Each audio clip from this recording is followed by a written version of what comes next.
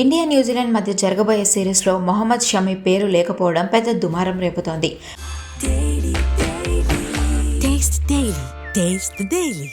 అజిత్ అగర్కర్ నేతృత్వంలో selection committee తీసుకున్న ఈ నిర్ణయంపై షమి పర్సనల్ కోచ్ బద్రుద్దీన్ తీవ్ర స్థాయిలో విమర్శలు చేస్తున్నారు.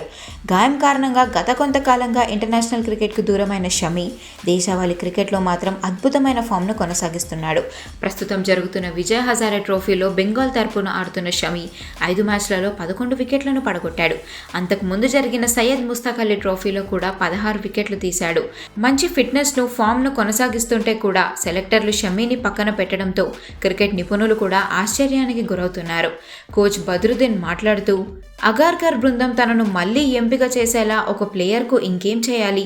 దేశవాళీ క్రికెట్లో ఇన్ని వికెట్లు తీస్తూ పూర్తి ఫిట్నెస్తో ఉన్నా ఎందుకు ఆలోచిస్తున్నారు? దీనికి అర్థం వారికి వన్డే జట్టులో షమి అవసరం లేదనే కదా అనే ఆవేదన వ్యక్తం చేస్తున్నారు కోచ్.